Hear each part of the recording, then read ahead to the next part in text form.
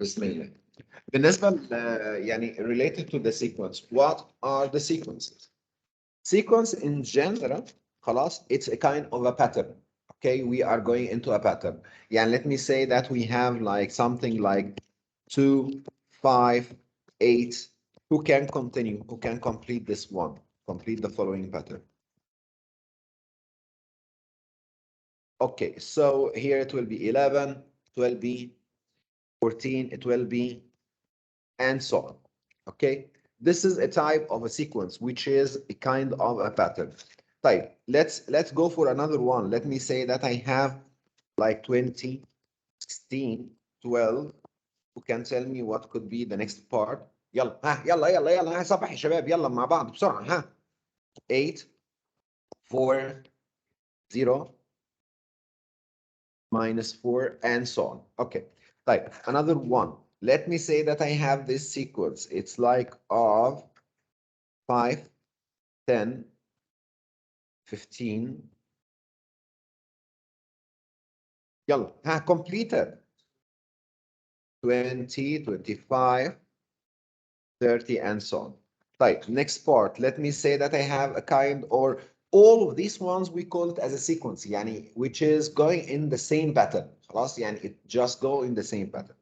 Type. There is another type of a pattern. Let me say that I have this one, like 1, 1, 2.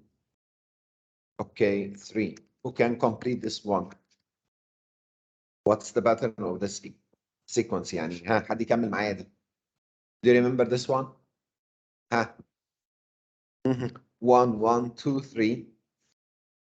Who can expect the next one? 6. Okay, do anyone from the online have any clue about it? شباب حد يعرف حاجة عن الموضوع ده؟ Fibonacci sequence.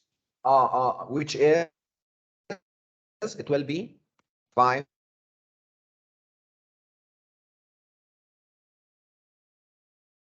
Yes, Hisham told me what will be the next one. 8. Next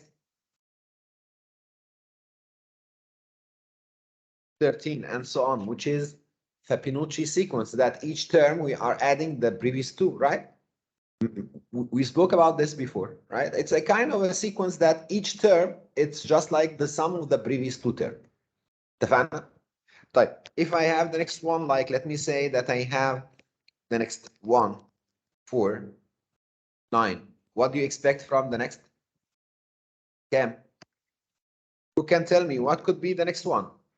Huh? 1, 4, 9. What could come after that? ليه 15؟ ما تروق ياف اصحى كده معايا ها all of you wake up يلا ها الاونلاين يا شباب والنبي الجماعه الاونلاين ها 14 15 حد عنده كلام تاني؟ كام؟ 18. طب everyone just tell me on which basis يعني for example that you said انت قلت كام يا احمد؟ 14. طيب how it could be 14 يعني on which basis that you put it as a 14 okay 3 then he added 5 so add 7 صح. طب كويس خالص if he adds 7 what it could be 16. طيب وبعد كده if he add 9 what it could be يا راجل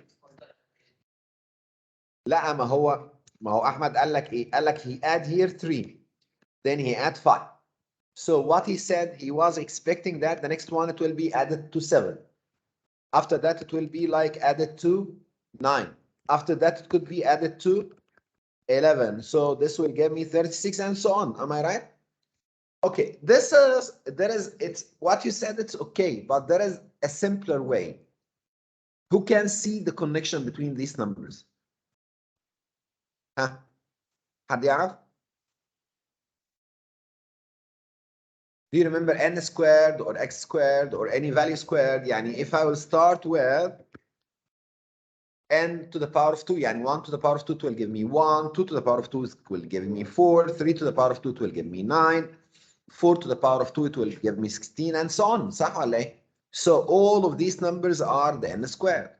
طيب يلا ها if I said the next one, 1, 8, 27, who can tell me what could be the next one?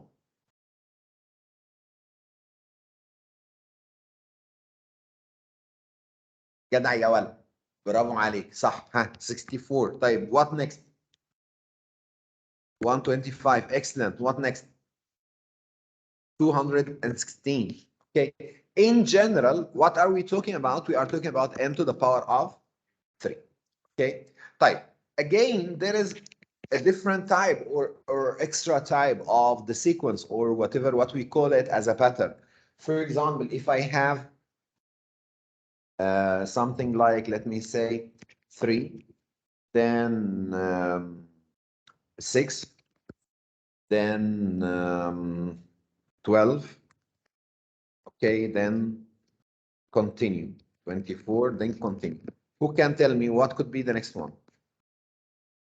48, yes. Can?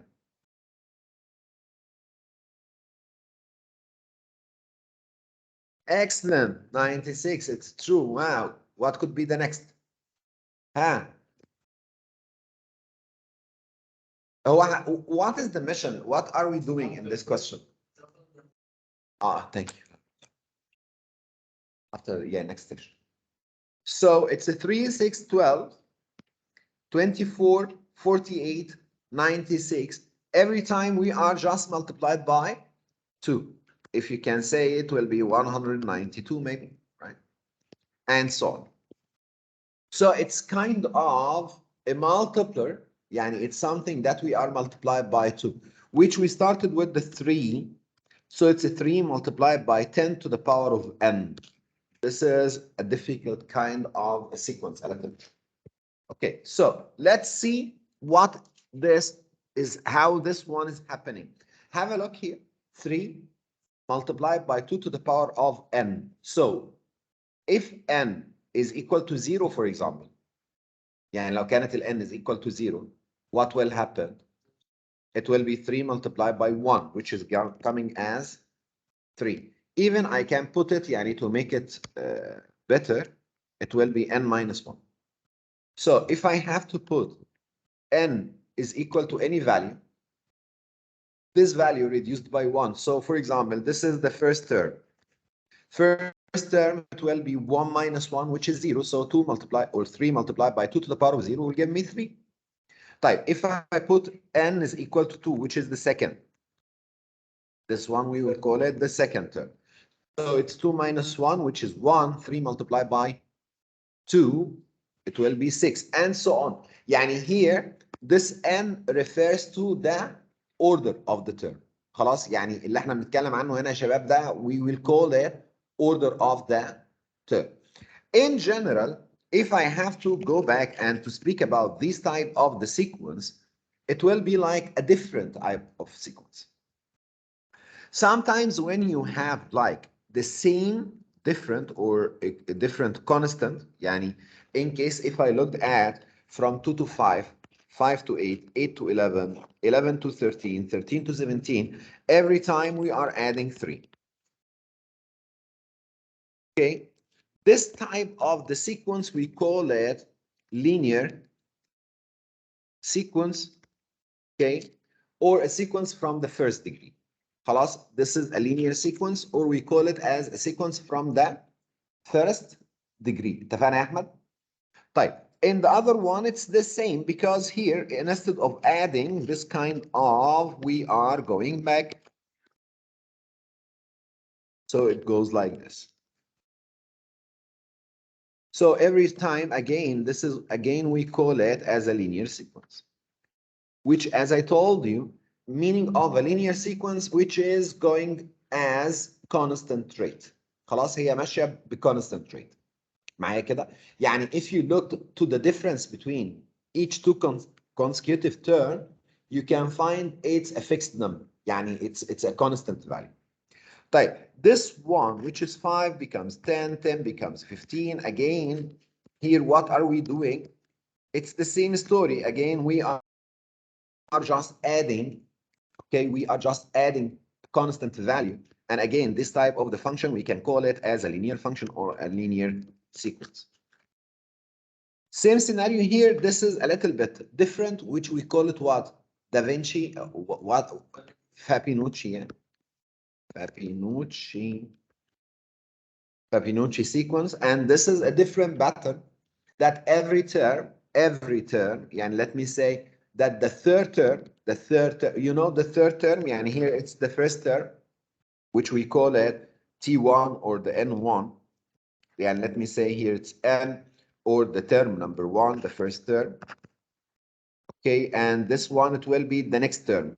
So I can write as Fibonacci say that the third term, always the third term, yani T of N plus 2 is equal to Tn plus Tn plus 1. I don't understand this one. It's not necessary, but what I have or what you need to know that the third term, which if I put n is equal to 1, for example, yani let me say I have n is equal to 1. So the third term will be the first term plus second term.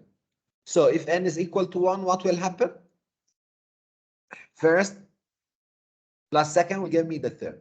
But if n is equal to 2, second and third will give you the fourth. Do you understand what I'm doing? So each term, it's just like the sum of the previous two terms. This is not necessary, but all what you need to know, yani you need to know about how the system is going on for this sequence. Type. Next part, which is n squared, and this is, we call it a quadratic sequence or a second degree function. Second degree sequence. And this is a third degree sequence. You are lucky, okay, and this is what we call it exponential function, exponential sequence. All what the people are asking you to study in this level, it's about the linear. Yani all of our story will be related to the linear. طيب, all of you know about the linear. انتوا عارفين linear. خلاص, you know about the linear. What is the linear? You study it in year 8 and year 9. Let me put an example. Let me say I have this sequence 5, 8, what else? What's the next term, Shabab? 5, 8, and what else? 11, صح? We are adding 3, right? So it's 5, 8, 11, 14, and so 17. on. Yes, this is example number 1. Here, this example number 1, it will be on the sequence from the first degree. We are talking about a linear sequence. Yani here, this kind of a linear sequence. First of all, what make it linear? What is the condition which make it linear, Yahmed? If you look, you can see that 5 becomes 8. We are adding 3 in each time. So here we can call it first different is constant. Okay, just to identify or to clarify for you what the meaning of the first different, let's have a look at this. This is here, the first different is not constant. يعني have a look كده. 1 becomes 4, 4 becomes 9, 9 becomes 16, 16 becomes 25. The first different is not constant. It's not a constant, right? طيب, have a look for the next sequence or the يعني second different. Have a look for the second different. 3 to 5. يعني this is the first different. It's not a constant number. But the second difference is constant. Have a look. 3 and 5, the difference is 2. 5 and 7, the difference is 2. Again. Can you see that? So this is what we call it, the first difference. This is what we call it, the second difference.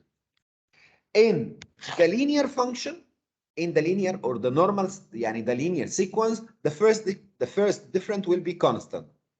Type for the quadratic or the second degree, the first difference will be different. Yani the first difference between the terms, it will not be similar for all the terms. معايا محمد؟ يعني let me say if I have 3 becomes 5, or sorry, 1 becomes 4, becomes 9, and so on. Here, the first difference is different. يعني 3 becomes different than 5, different like 7, and so on. This is what we call the first difference. But the second difference is constant. This is what we call it the second degree function, okay? you will study these two types of the function. First, it will be the linear function. Second, it will be the quadratic function. This is we call it second degree function or the quadratic function. Quadratic sequence. Function or sequence. Mister, I'm confused. قول يا توت. بصي يا رهف. I'm confused. اوكي خليك معايا جميل كده بصي. First of all, هنا if you looked at this type of function or this type of sequence, you can see that every time you add the same amount. Am I right? Yes. يعني 2 becomes 5, 5 becomes 8, 8 becomes 11. Every time we are adding the same amount. This one, which is the same amount, we call it the first different يا رهف. احنا بنسميها first different. ليه هي first different؟ يعني first time that we can make a subtract between the two terms. انت معايا؟ Yes. So what are we doing? 2 becomes 5, 5 becomes 8, 8 becomes 11, and so on. So what we are doing at the moment, it's the first different. يعني ايه first different؟ لما انت بتاخدي الفرق بيطلع معاكي constant. اوكي؟ معايا كده ولا لا؟ Okay. طيب الكوادراتيك بقى اللي هي second type. يعني let me put the quadratic for you in a different place. Have a look again.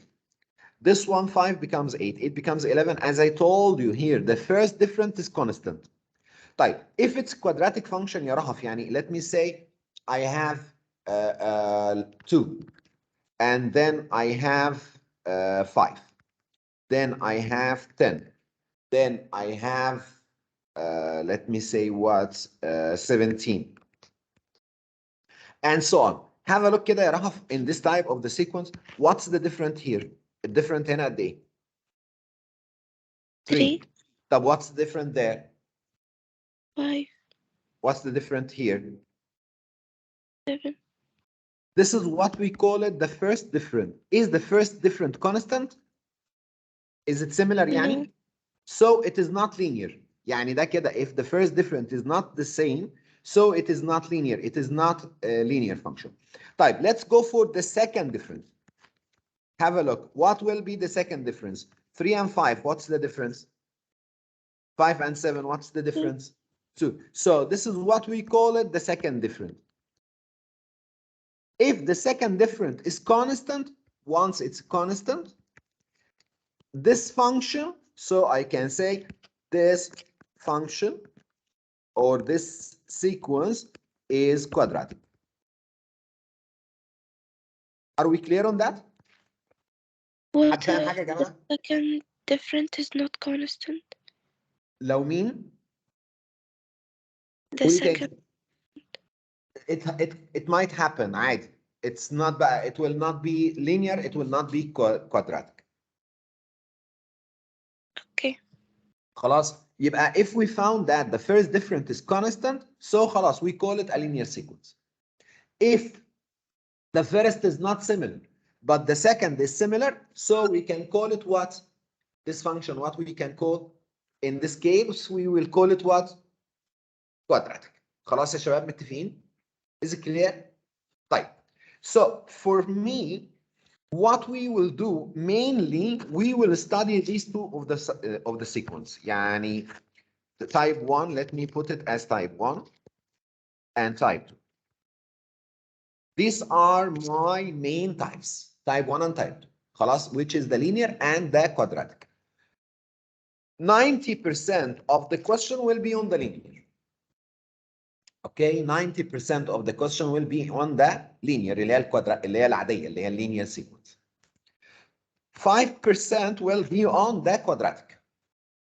5% will be on the different type like cubic, exponential and so on. خلاص؟ يعني mainly our main focus will be on the linear sequence. اتفقنا كده؟ طيب let's discuss or let's try to identify or to go to know about the linear sequence. خلاص? We need to know about the linear sequence. Let's have a look to start the linear sequence. Give me this example. First of all, sometimes the people are saying, for example, كده شباب, if I have like this sequence, I will start with 5, then I have 7, I have 9, I have you to complete. So it's 11, right? and so on, right? So what's the type of this sequence? What is the type of this sequence? This is linear sequence. حلو. What is our story بقى? What do we need to know regarding to the linear sequence? ايه اللي انت محتاج تعرفه عن linear sequence? First of all, this is a linear. You need to have what we call it the form or the nth term of it. So you need to find, what do we need to know? We need to know like a general expression refers to this sequence, which we call it the nth term. يعني ايه nth term?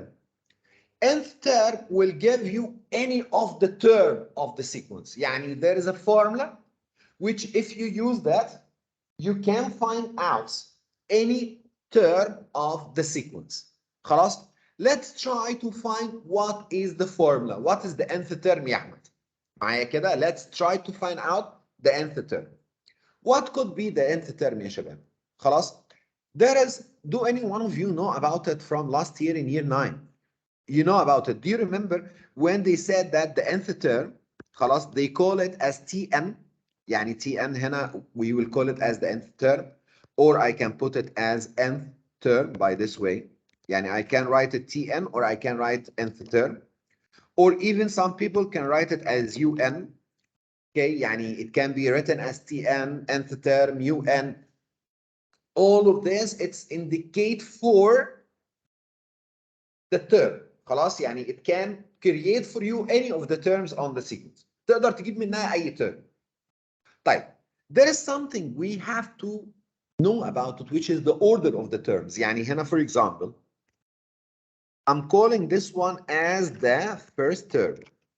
This one we will call it as second term. This one we will call it as third term, and so on. So we are talking about nth term. يعني ايه nth term? It's any term that you can put it or you can get it from the sequence. In last year, what you did in year 9, يعني you studied this one in year 9 يا أحمد. What they were saying? 5 becomes what يا أحمد? 7. 7 becomes 9. What is the common difference? What is the common difference? You are saying here D. D is referred to the common difference.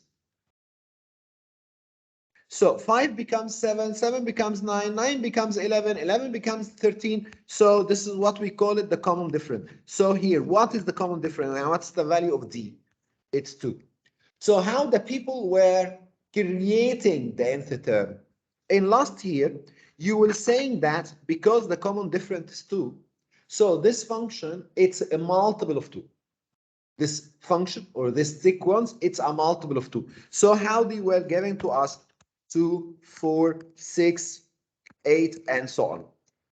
And you have to make a comparing between 5 and 2. How the 5 becomes 2. Or let me say, how the 2 becomes 5.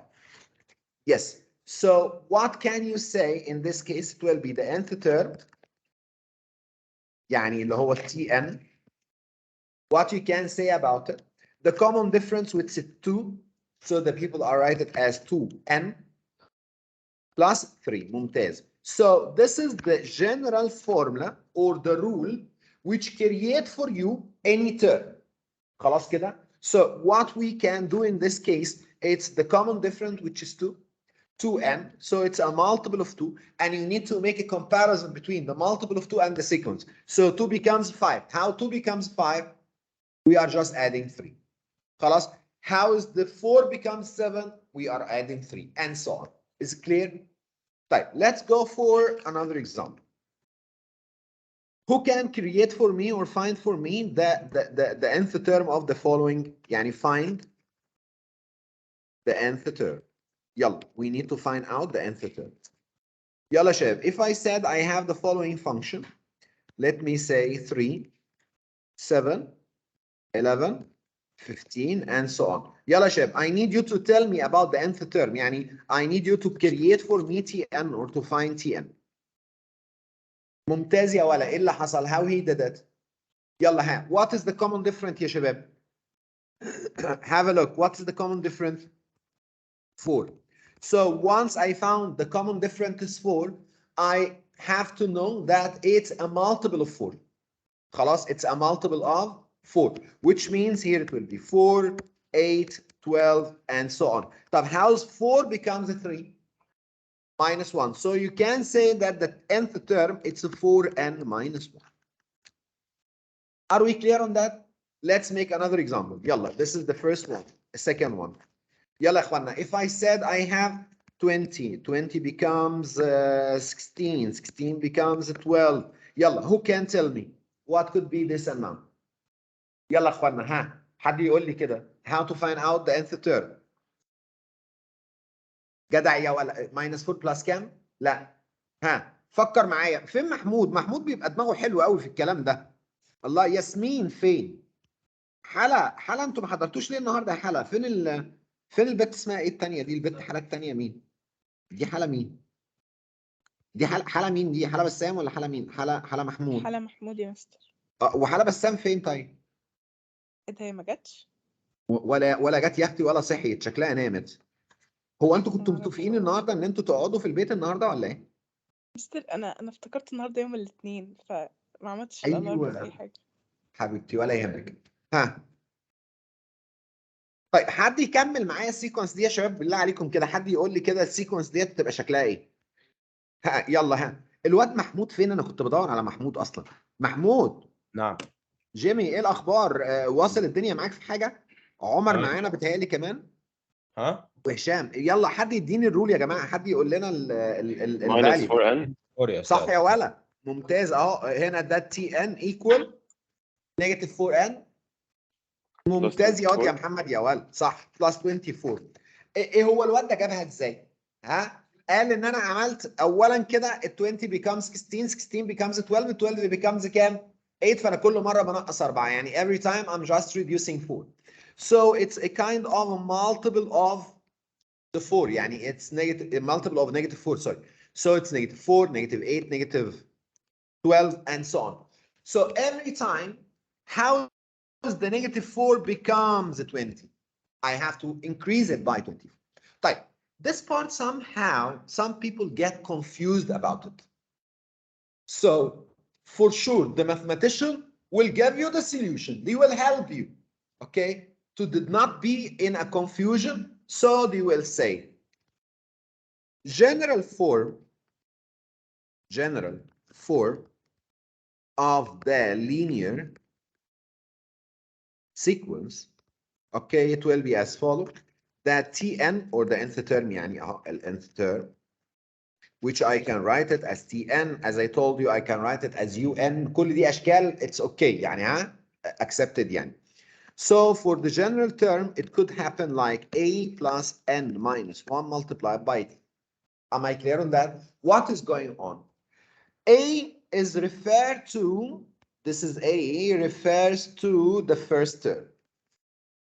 So in general, A is what? مين ال A يا اخوانا؟ First term. طيب, what is the N?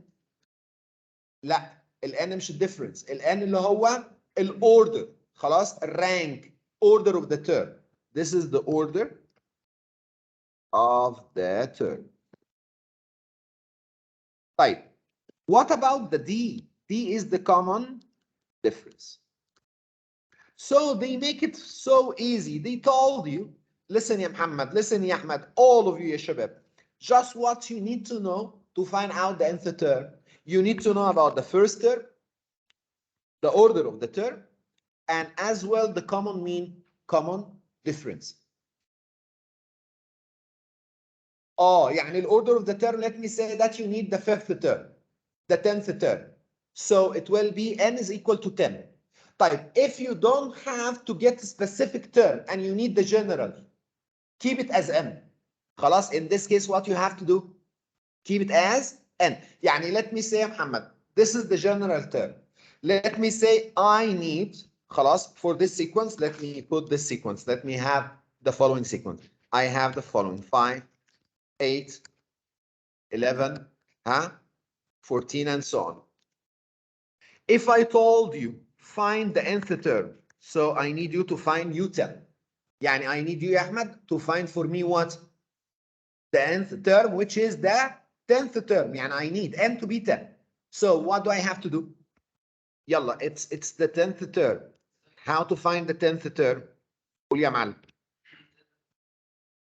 يا عم مش لازم، ما انا ممكن على طول اهو، ما هو الرول قدام عينيا. انا زعلان ليه؟ انت ايه اللي مزعلك؟ انت عايز تطلع ال 10th term. يلا يا رجاله حد يقول لي مين هو ال 10th term. What I have to do? 10th term will be A. What is A? First term, which is 5. So I'm just making a replacement. This is A is equal to 5 plus 10th term يعني it will be 10 minus 1. 10 minus 1 which is 9. خلينا احطها in details. So it will be 10 minus 1 which is 9. Multiply by the common difference. What is the common difference? 3. So I can easily find out the 10th term which is, do you know about the order of operation ولا لا؟ عارفين ال order of operation؟ يعني I have to make the bracket first. 10 minus 1 which is 9. 9 multiplied by 3 which will be 27. 27 plus 5 will give me 32. So easily I found out the 10th term. نعم يا توتو. From where you got the 10? هو عايز هو I asked you to find يعني he asked you find the following. أول حاجة U10 يعني معناها ال nth term يا رهف. Okay? Oh, he's gonna order me? Yeah, he will ask you to find the nth term يعني 10th term. Let me say I need the I can just write it as UN TN. I don't have a problem with any. So for example, if I said I need the 20th term. يلا انا عايزكم تطلعوا لي 20th term بسرعة. بسرعة يا شباب. يلا يا اخوانا والنبي. يلا ها. 5 plus 20 حلو. يلا ها minus قول يا رهف. ها حلا ما تكلمي حلا. حلا يمكن تصحى. ها 20th term it will be what? الأولى يا معلم. What I have to do 5 plus 20 minus 1 multiplied by 3. حد طلع لي الانسر؟ 92. شكرا. طيب if I said I need the 100th term. I need term number 100 يعني term with an order of 100. يلا رجاله حد يقول لنا كده. يلا يا شباب. يلا يا بنات. ها who can tell me؟ كم؟ It's again you have to write it. It's 5 plus 100 minus 1 multiplied by 3, which is 302. Great. طيب, if I told you, please, I don't need the first term or the 10th or the 20s or the 100. Just I need you to find for me UN or TN. يعني I need بقى هنا. I will not give you خلاص a specific request. I'm just asking you to find what? nth term. اتفقنا؟ يعني we need to find what يا أحمد؟ ال nth term. يلا ها who can tell me what could be the nth term in this case؟ يلا يا شباب. يلا يا شباب. ها what will be the nth term؟ I have to apply the same formula. My formula is stating that I'm following this one. Oh, I'm just following this one. So the nth term will be A. يعني مين هي ال A هنا؟ 5. طبعا اللي انا هندع عليه دلوقتي من الناس اللي موجودين اونلاين وهلاقيه ان هو مش صاحي هعمل له كيك اوت على طول. اتفقنا؟ ماشي. So I have A which is 5 plus n minus 1 multiplied by D. In this case, the D is equal to what? We have the D already. D is equal to 3. يعني what I can say from this sequence يا شباب, it's easily you have the A is equal to 5. D, which is the common difference, يعني is equal to what? Equal to 3. So what I can say, it will be 5 plus n minus 1 multiplied by 3. You can just يعني make a simplifying. So it will be 3n minus 3. يعني finally the answer will be 3n plus 2. Am I clear on that? Is it clear يا شباب؟ حد فاهم حاجة في اللي أنا عملته ده؟ قول يا رهب. No. قول لي حبيبي إيه اللي أنت مش فاهماه؟ مش فاهمة آخر واحدة. اللي هي من هنا كده وأنا ماشي يعني؟ لا طب اللي أنت هي فهمتي اللي هي اليو 10 دي؟ عرفتي إحنا جبناها إزاي يا رهب؟ لا دي اللي مش فاهماها. طيب بص حبيبتي تاني. بصي يا رهف. This is a formula. You will memorize it. يعني you have to know about this formula. Okay? انت معايا يا Okay. رهف؟ يبقى انا لازم احفظ او اعرف الفورمولا دي. طيب الفورمولا بتقول لي هي A plus N minus 1 في D. معايا كده؟ مين ال A ده يا رهف؟ ال A ده اللي هو الفيرست تيرم. مين ال N؟ هي الاوردر بتاعت التيرم. مين ال D؟ هو الكومن ديفرنس. في أي مشكلة في الثلاث أو الأربع تعريف دول يا رهف؟ no. يبقى ده كده اللي هو الجنرال تيرم اهو. خلينا اقولها لك هي كمان، ده جنرال تيرم اللي هي يعني الرول العاديه اللي هي الرول بتاعتك عباره عن الفيرست تيرم بلس ان ماينس 1 تايمز دي. في اي مشكله في الحكايه دي؟ رهف انا عندي دلوقتي كده يا حبيبي قلبي ثلاث حاجات. في حاجتين انا عارفهم دلوقتي اللي هو الاي اللي هو الفيرست تيرم اللي هو 5. الدي اللي هي الكومن ديفرنس. وات از ذا common difference between 5 and 8؟ the common difference is equal to 3. طيب بناء على المعلومتين دول يا رهف انا عايزك تطلعي لي ال 10th term. So what I have to do, I have to go into the formula. This is my formula. معايا يا رهف. And I have to use it to Yes. find out the 10th term. So how to find the nth term يا رهف؟ A is equal to what؟ 5. ال A اللي هو ال first term is equal to 5. وبعدين كده ال N مش انت عايز ال 10th يبقى انا I need to get the order number 10 or the term number 10. So I have to replace N by 10. معايا كده يا رهف؟ Yes. minus 1 ده عشان الفورمولا هي n minus 1 already. مش كده؟ اهو هي n minus 1 وبعد كده multiply by ده دي اللي هو كان الكومن فاكتور الكومن ديفرنس. انت كده معايا ولا مش معايا؟ Yes. فاهم. اعمليها على الكالكوليتر you can find the 32. Am I clear on that؟ بسرعه يا Yeah. رهف رد عليا. يلا طب اللي بعدها انا عايز اللي هو الترم رقم 20 يعني اللي هو الاوردر نمبر 20. محلوله غلط؟ هتلاقي حد ضحك I'll عليا. do that. هتلاقي حد ضحك عليا والله جدع بنت رهف ان انت خليتينا نفتكر. ادي هنا اللي هو ال 20th term انا كتبت ال A plus ال 20 minus 1 multiplied by 3. مش كده؟ فهو هنا هيقوم يطلع لنا كام يا باشمهندسين؟ 63 I think صح؟ 62 ماشي اه 62 معاك. لان انا عملت ايه؟ انا حطيت ال N ال A بتساوي 5 وبعد كده N minus 1 multiplied by 3. معايا كده يا رهف؟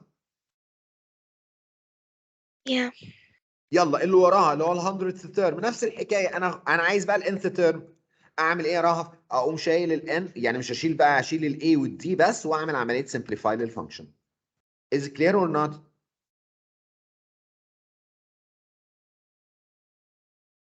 Wait ها آخر واحدة. تاني انا عايز ال nth term يا رهف يعني انا عايزك تطلعي لي الترم رقم n اللي هو مش متحدد. يعني انا مش محدد اذا كان العاشر ولا ال 11 ولا ال 20. I'm not يعني there is no specification of the number. ما حددتش العدد اللي معايا يا رهف. فعشان Oh كده انا yeah. حطيت اسمه n. Expand. اتفقنا؟ You expanded, right? Yes, I'm just make like expand 3 into n and 3 into negative 1. So it's a 3n minus 3. هنا I kept the 3n by itself. 5 minus 3 اللي هي equal to. Okay. طيب. All of you please, I need you to have or to do the next question. يعني just do the next question in your own. يلا يا باشمهندسين كده كل واحد يطلع ورقته كده وقلم ويلا نكتب مع بعضينا كده. يلا example 2 اهو. يلا حلوين يلا عسليين يلا ها. I have 7 I have 12 I have 17 واخدين بالكم and so on. يلا find. يلا يا شباب والنبي يلا ها. I need T10. رقم 2 I need T100. number 3 I need TN. يلا go ahead. يلا ما حدش يكلمني وما حدش يقول لي الانسر. كله يبعت لي الانسر بتاعته على الواتساب. واللي مش هيبعت بقى يبقى صباحه فل. يلا ها do it and send me your answer. go ahead. يا معلم لا اكتب لي الانسر يا اخويا وانا هاجي اشوفها حالا. اكتب الانسر بتاعتك. يلا يا باشمهندسين والنبي. يلا يا باشمهندسين.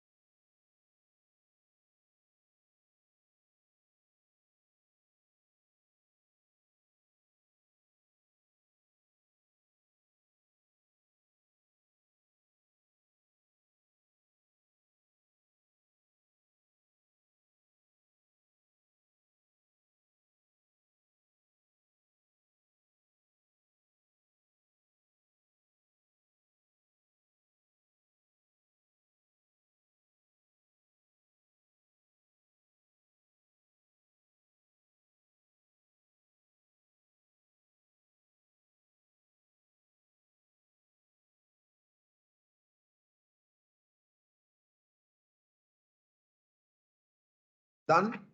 يلا يا شباب، انا ما شفتش حد بعت لي حاجه على الواتساب، والله العظيم العيال دي بتستعبط قسما بالله. الله، مستر هشام بس اللي بعتها. بعت، يعني only ده هشام who sent me the answer. مستر الأنسر ابعتها على البرايفت شات. ابعتيها في اي حته، لا ولا برايفت شات ولا حاجه، ابعتيها على الواتساب. يلا يلا يا شباب، ابعتوا لي الانسر بتاعتكم، لا اله الا الله. حد يبعت لنا الانسر يا اخوانا، يلا بسرعه.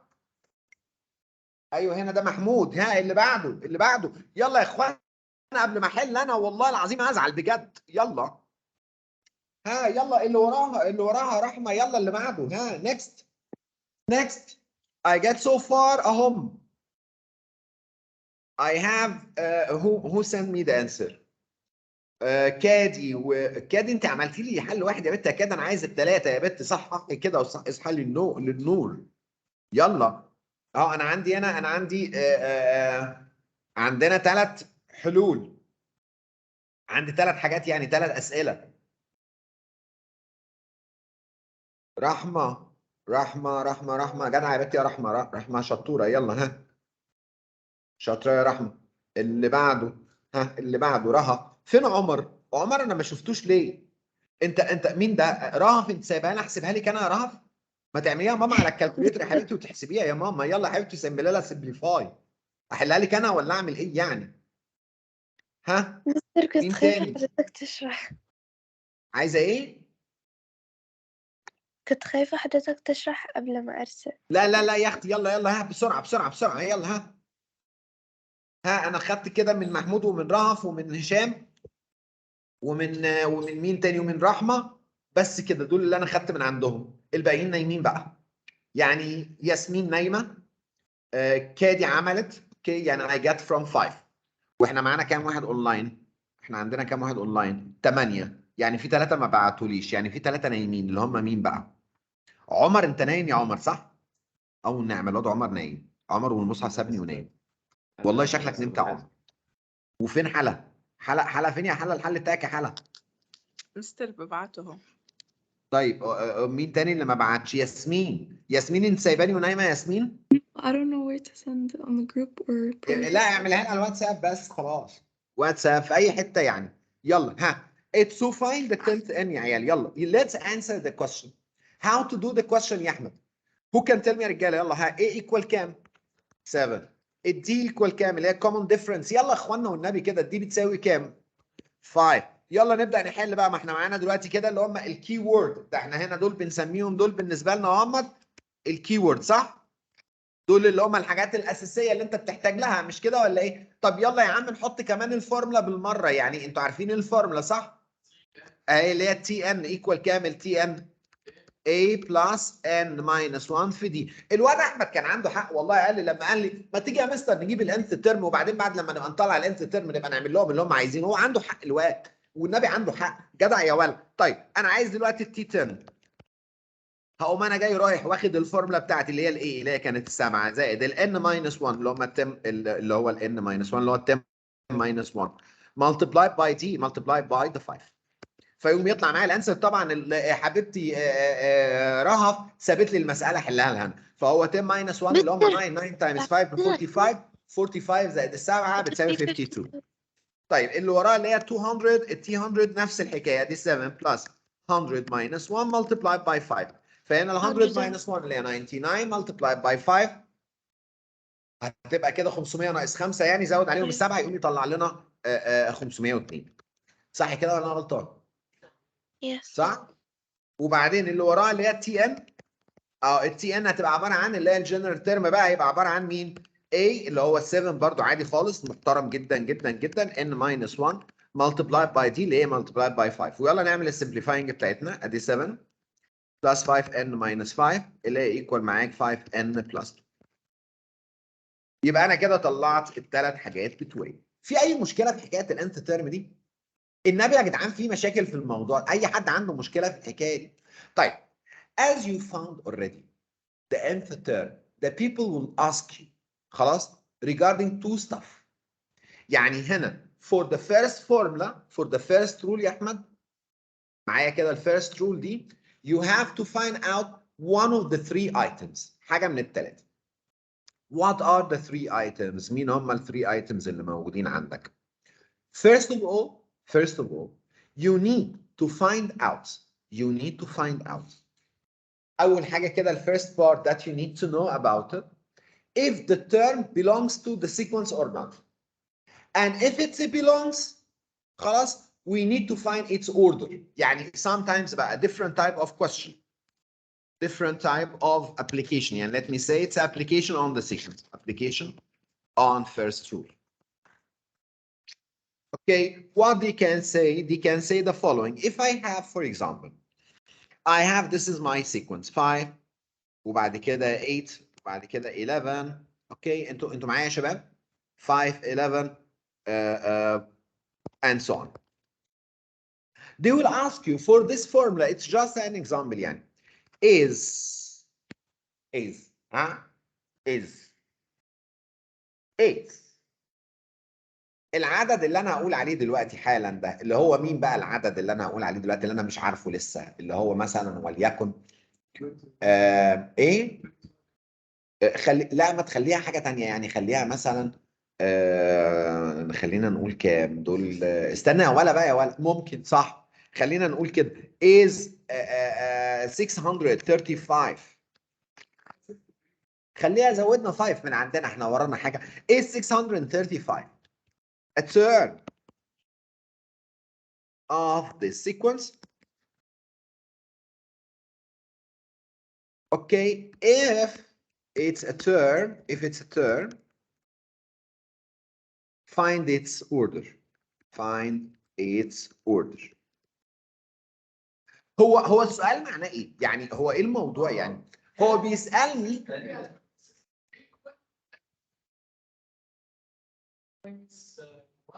جدع يا ولد صح صح وبعدين تقوم انت فايند مين بقى؟ الان جدع برافو عليك. يعني هي الفكرة كلها هنا ايه؟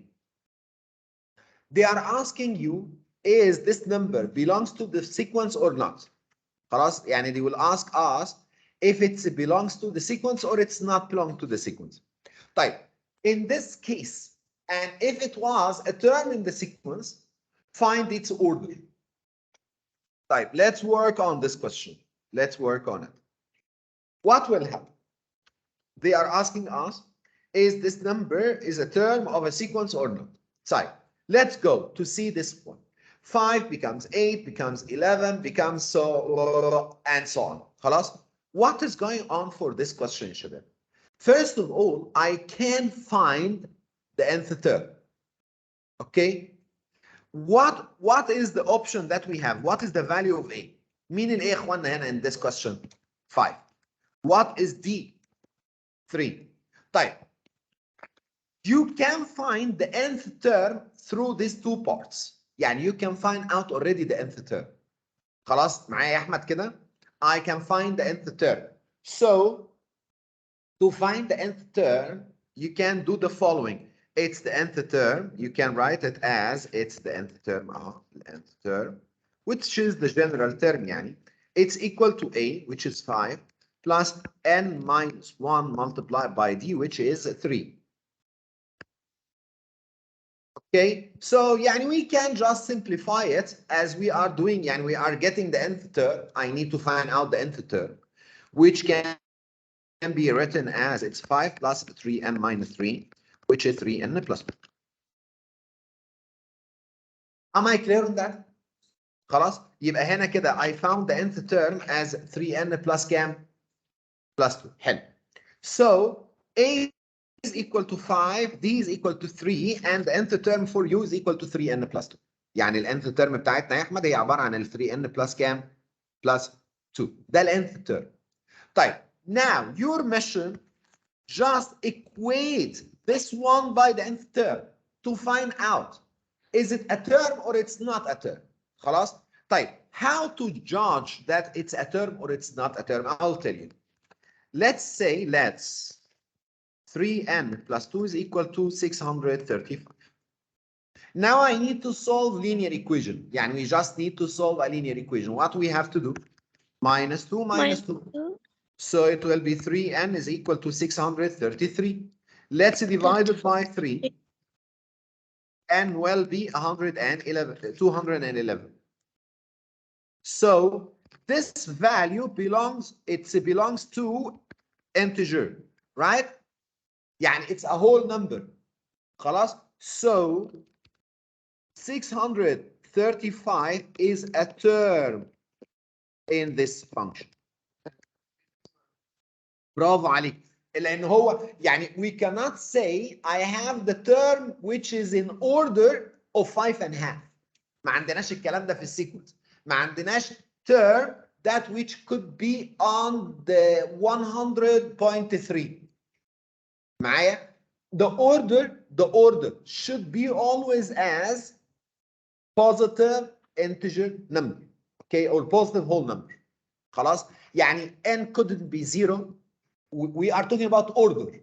So the order in all the cases, يعني let me go through here. From there, where is n? Where is n? I did not define n so far. Okay, here the n. Order of the term which should be belongs to positive integer. It could be like positive whole number. Cannot be negative, cannot be decimal, cannot be zero. يعني ما فيش order. خلاص. I cannot say I'm living in floor. ما هو الفلور ده يعني اللي هو الترتيب بتاع البيت بتاعي، صح؟ يعني let me say I'm living in a building. خلاص. وواحد يجي يقول لك ايه I'm living in the door in floor 3.1. ايه يا عم 3.1؟ يعني انت عندك ما بين كل دور ودور مقسمين 10 ادوار يعني ولا ايه اللي حصل؟ خلاص. It's impossible, right? So I cannot live in the door like negative 20. يعني انا عايز في الدور ال 20 تحت. ان كان ده بيحصل في بعض الاحيان يعني، بس it is not a general. خلاص. يعني we cannot take an order as a negative because we are always going for positive integer. Am I clear on that? طيب. So let's continue. Once you found out the n is equal to 211, so you can say this number is a term in the sequence and its order. Who can tell me يا شباب؟ يلا. Its order is what? مين الاوردر بتاعته؟ It's 211. Am I clear on that؟ النبي يا اخوانا حد شايف ان انا واضح في الكلام ده ولا الامور مش باينه؟ Is it clear or not؟ طيب let's رهف. It's okay رهف or it's not؟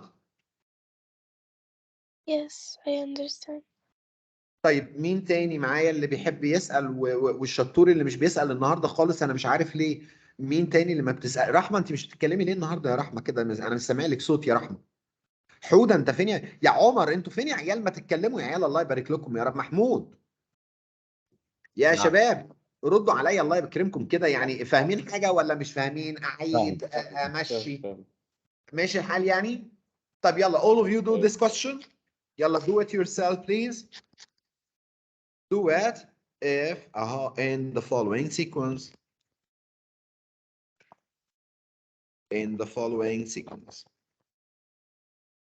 I have this sequence as 20, 16, 12, and so on. Is negative 200 is a term? Okay, if so, find its order. Go ahead and show me your answer. Go ahead, you have 2 minutes. بسرعة. يلا ولا. يلا ياسمينة. يلا يا رهف. Show me your steps. Don't go for that. I will go for -4 -4 -4 كده. ها الحركات الصايعة اللي أنا عارفها دي. ها أنا عارف أصل الحركة. يعني I know that you can find. خلاص you can find by moving on. But I need it in a formula. يلا يا أحمد برافو. بس it's right. يلا. Okay. Excellent. Mr. What's the order? ما هو we need to find out the order اللي هو الان. يعني ما هو انت عايزه يا بنت تطلعي الان. ما هو طبيعي انت عشان تقدري تعملي judgment if this term belongs to the sequence or it doesn't belong to the sequence. يعني to just judge that the number belongs to the sequence or not, you have first your first step first step is to find Tn. You have to find out the general form أو ال nth term يعني you have to find ال nth term. معايا يا رهف؟ Your first step is to find the nth term. Second step equated بقى with the number. Okay, to find n. To find n. First of all, n should be positive integer, positive whole number.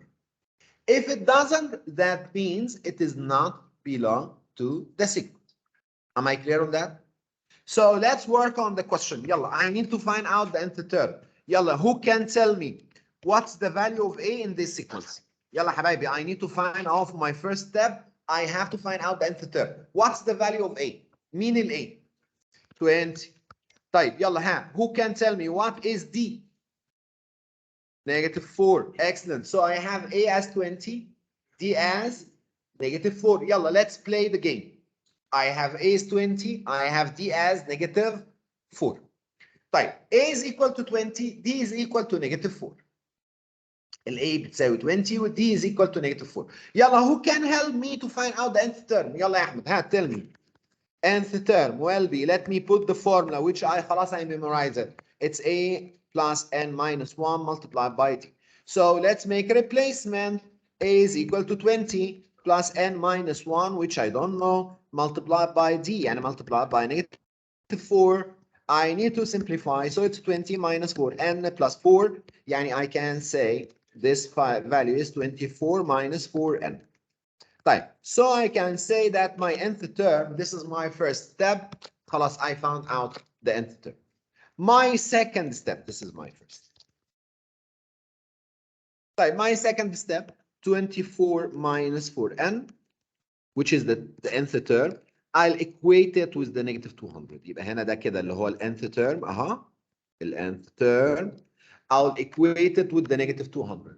Right, let's continue. I'll cut 24 from both. So it's -4n is equal to -224. I'll divide by -4. So n is equal to 56. شكرا يا أحمد, because Ahmed found the answer in the first second. So yes, it's a term. So yes, it's a term with order, or in order, in the order of with order 56. Is it clear يا شباب؟ مش هقول تاني حاجه.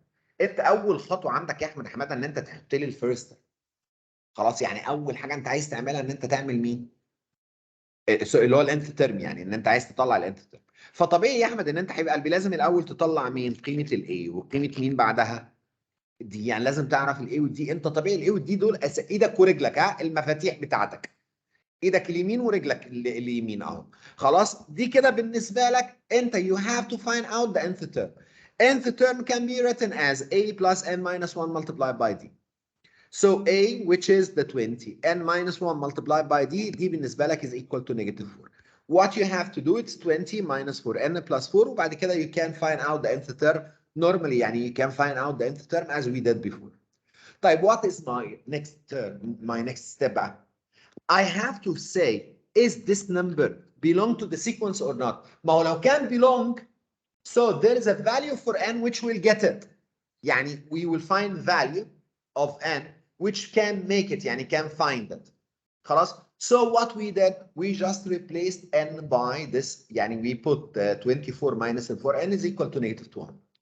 وبعدين بدأت بقى هنا I have to start to solve the equation to find out the value of n. خلاص, we get the value of n as 56. الحمد لله رب العالمين. So it's a whole number وبوزيتيف كمان, يبقى انت تبوش ايديك وش وايه؟ وش وقفه, وتبقى انت كده مبسوط جدا لانه العدد دوت طلع معاك فين؟ جوه السيكونس. Agreed؟ اتفقنا يا احمد؟ طيب, let's play another game. Is it clear يا شباب؟ Do you have any problem for this part? يلا, let me just put like a summary كده what I did. خلاص, what we did so far. First of all, we learned how or what's the type of the sequence. خلاص, we get the types of the types of the sequence. دي اول حاجه احنا عملناها. تاني حاجه we start working on the linear sequence. We found out the nth term.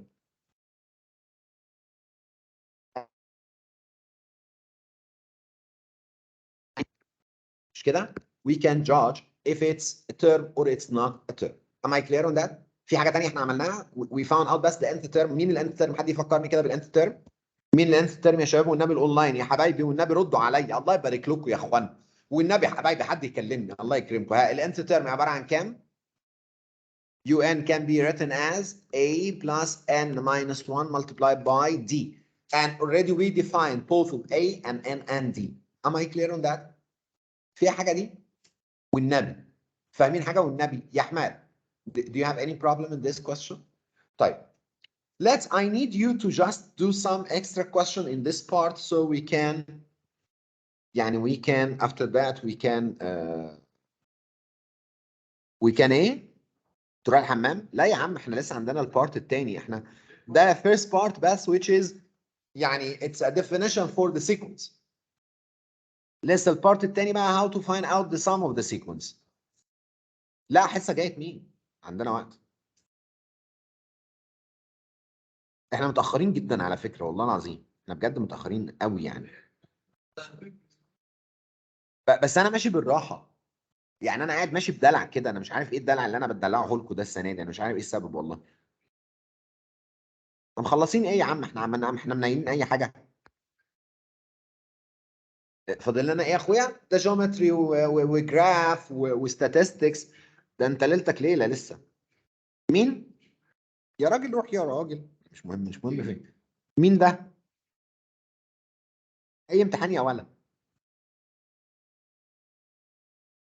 لا لا لا لا هنشيلها لك من المنهج. لا لا لا لا انت تؤمر يا احمد بس. يا سلام يا محمد يا اخويا. هم يعني لو كل الناس زي كده حماده والله ما كانش محمد، انما اخويا كان حد هيغلب خالص. سيكونس دي موجوده فين؟ موجوده في البارت 2. اوكي وي كان توجذر كده اوبن بارت 2 بتاع الحاج ابو الفتوح. تعالوا كده نروح على بارت 2 بتاع ابو الفتوح. نحو. يلا نروح كده على بارت 2 من عم الحاج ابو الفتوح ده من اوله خالص كده، يعني من الفيرست بارت اللي هو السيكونس. يعني هنا كده ده اللي هو الفيرست بارت في الالجبرا. خدوا بالكم ان احنا كنا we did the indices, we did the surd, we did the direct and the inverse proportion. يعني we did this part from ابو الفتوح. The only thing that we did not it's the sequence والfinding of the formula اللي هما الاثنين دول. خلاص. This is the only two parts that we did not up to part 5. يعني we did part 3 4 5. We did not make بقى 6. نحو. ما خدناش مين؟ لا السيتس ولا الفين دايجرام لسه. طيب يلا شباب كده خليكم معايا هنا. يلا let's help each other to answer this question.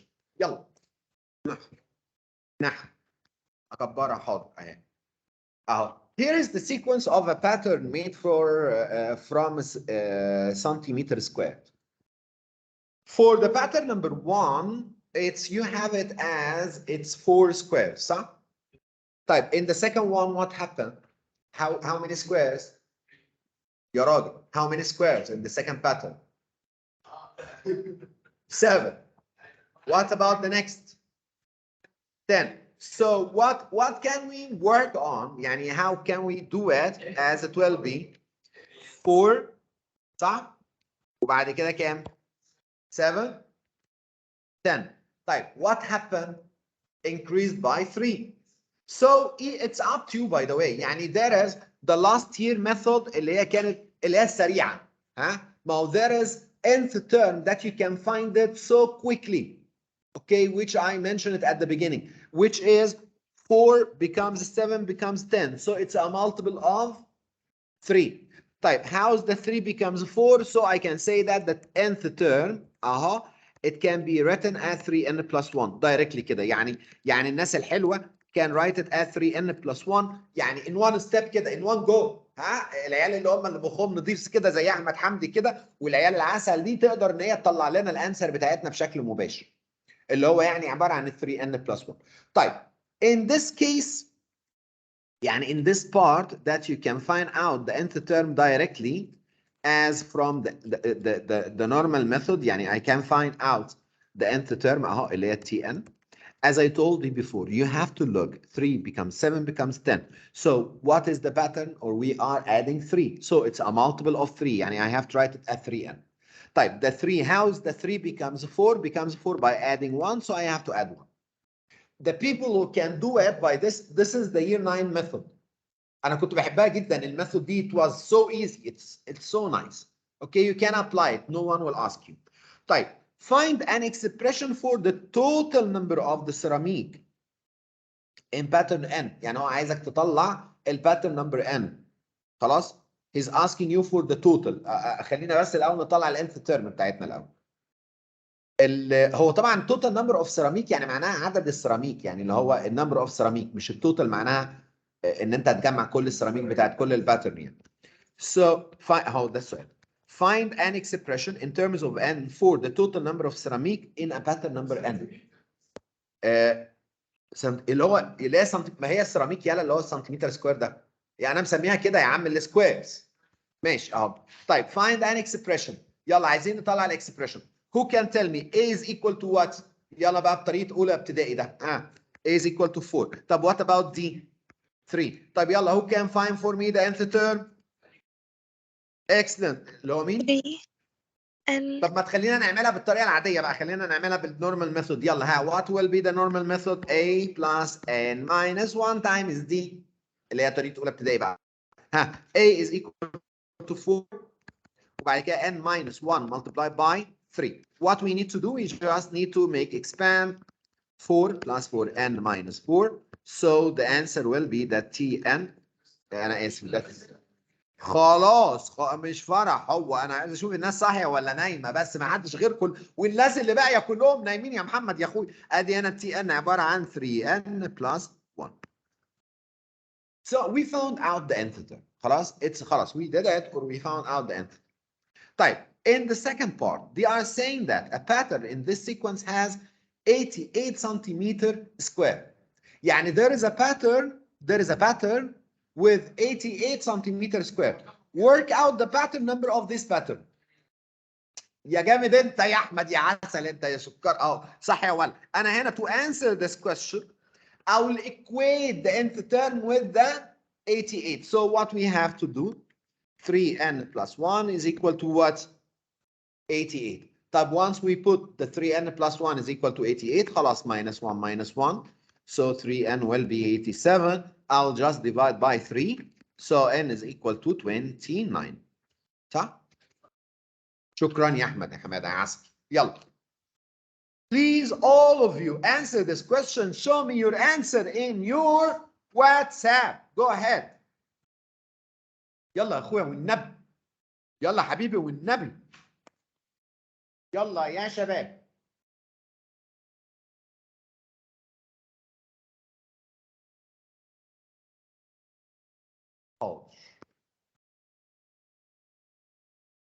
So the nth term of the sequence is given by this formula. Work out the 8th term of the sequence. What I have to do in this case? What you did. Just replace n by 8. ما هو انت عايز، ما هو n ده it's referred to the order of the term اللي هو pattern. So what I have to do, I'll just work out the 8th term of the sequence, so I have to replace n by 8. So what will happen? The nth term will be 20 minus 3 multiplied by 8, which gives me the answer as -4. Am I clear? ما هو 20 minus 24 it will give me -4. ما انت لازم تخلي بالك من الساين. طيب next part. Find the value of n for which 20 minus 3n is equal to -22. والنبي ده بيدلعك. الدلع ده. So what you have to do, you just need to solve an equation, right? So minus 20 minus 20 يعني -3n will be -42. I'll divide by -3. So n will be 40. طيب, here are the first 5 terms of a different sequence. Find an expression for the nth term of this sequence. Could you make it, please? يلا طلعوا لي والنبي الانث ترم يا جماعه، طلع الانث ترم. جو اهيد يا عم الحاج والنبي طلع الانث ترم. يلا يا باشمهندسين كده نطلع الانث ترم. يعني انا الانث ترم طلعت معاك كام؟ اها. So what's the value of A? A is equal to what? With D is equal to what? 3 صح؟ D equal 3 صح؟ فيبقى انت كده بتطلع الانث ترم اها. الانث ترم هو عباره عن كام بقى؟ A n minus 1 طيب. So what happened? It's 8 plus n minus 1 multiplied by 3. So it's 8 plus 3n minus 3. يعني الانسر بتاعتنا will be 3n plus 5. شكرا. This is the answer. طيب. Do you have any problem with this question? في أي حد عنده مشكلة يا جماعة في الموضوع ده؟ There is any problem يعني do you have any problem with the sequence? طبعا ال sequence as a lesson there is nothing. It's again the issue is related to the way of the question, the type of the question that you will answer. So far it's easy. Okay, write down the expression, it's okay. Write down an expression for n plus 1. يعني let's try to do this question. يلا يا اخوانا كده. Write down an expression in terms of n for the nth term. As usual, a is equal to 5, b is equal to 4. So what I will do in this question, it will be for n plus 1 صح. يعني I can say that the nth term directly يعني ال nth term اها. You can apply the different any method that you would like to do, it will be for n plus 1.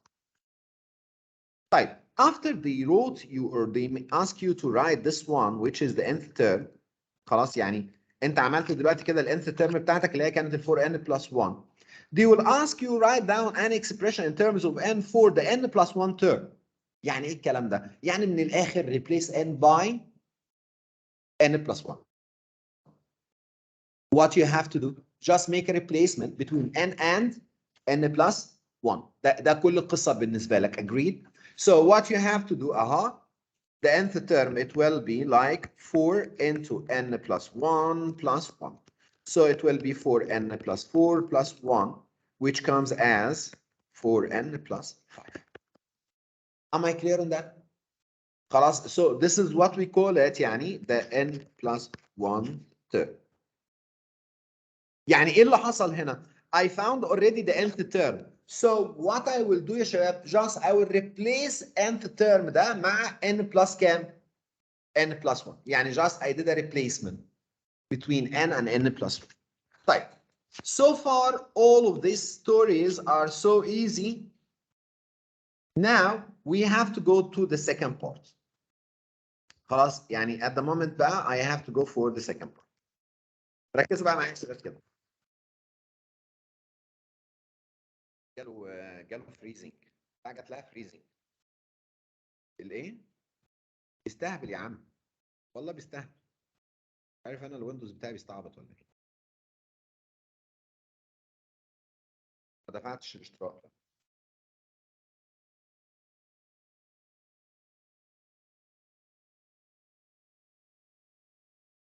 ايه؟ لا لا لا. طيب. Let's go to today's part 2. Today's part. So far, the story is so easy, huh? You will not find the problem with the sequence. You might, يعني you may face some challenge with the type of the question, but not with the sequence. Sequence is so easy, okay? Type of the question, sometimes it will be like somehow it will be challenging question. So let's go for this one, which is part 3 بقى.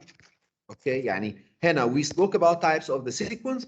We spoke about the linear sequence, how to find the nth term, how to judge if the term belongs or doesn't belong, and to find the order. خلاص يعني to find the order. But in general it will be يعني we can say it's the linear sequence, the nth term. يعني this part يعني first we get the type of the sequence, the nth term. Second, it's the nth term of the linear sequence, okay, which you get from any term, and as well you can judge. طيب, third part related to the linear sequence يا أحمد اللي هي إيه؟ Did you hear about what his name?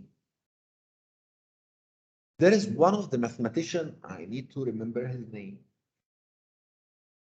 مش فاكر maybe he was Pascal. أنا مش متذكر اسم الماثماتician يعني.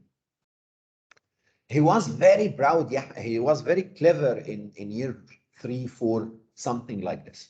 In year 3, year 4, primary. يعني he was in the primary. So what happened at that time? He was noisy inside the class. Every question the teacher is giving to the student, he just finish it like that, and he's coming to the teacher. Please give me another one, and he's making like a noisy inside the class. So the teacher decided, he was in year 2 or year 3, and he was so small, يعني maybe like 10 years old, something like this. 7, 8, 9, يعني maybe 9, 10 years old. So what happened? Teacher, to get rid of him, the teacher asked him to make the sum of the numbers from 1 to 100. اتفقنا؟ The teacher asked him to give him the sum. يعني هو قاعد يتنطط كده فقام قايل له ايه؟ Go please and find for me the sum. يعني just make 1 plus 3 blah blah blah blah until كام؟ 100. طبعا the teacher expected that this guy will stay for like, he will take time. يعني he's still young خلاص, and he will take time to give him the answer. So suddenly, after less than 1 minute, the boy came back to him and he told, Mister, I did the answer, and the answer was 50-50. يعني 5,050. The teacher becomes crazy.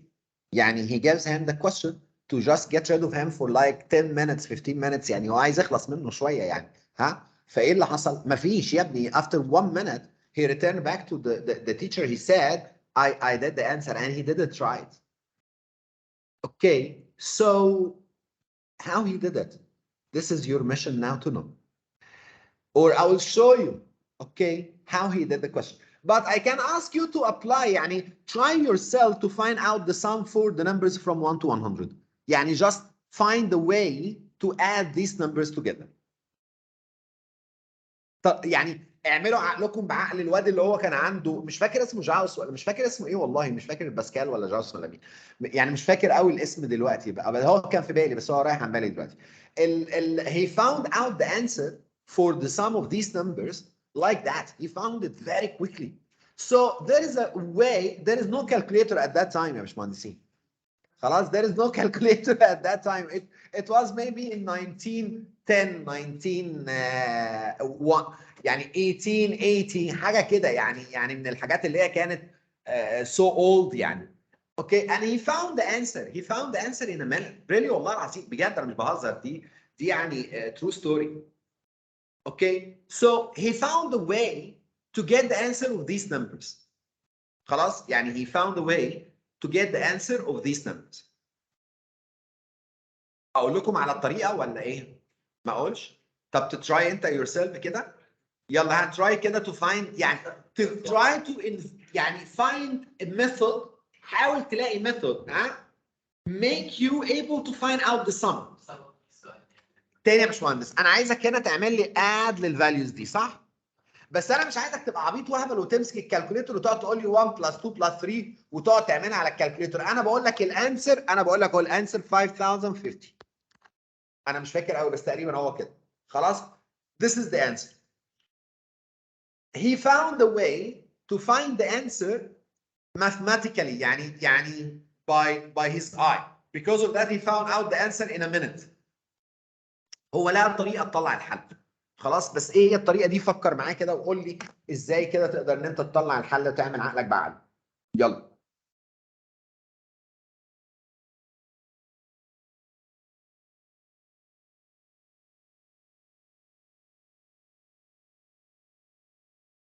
حد وصل لحاجه او حد عارف يعمل حاجه في الموضوع ده؟ طب ادي لكم احلها لكم انا، يعني احل انا. طيب. What the guy did, okay, have a look. What he said. الواد ده كان واد عبقريين قوي. قال لك ايه؟ قال Mr. gives me the question that I have to add from 1 to 100. He said, okay, I will double it. يعني ايه double it? يعني he will make another sequence like it. So he put 100 plus 99 plus 98 مش كده؟ plus blah blah blah blah blah بعد كده هنا plus كام؟ 1. So he made it inversely. Then he said this total is repeated for 100 times.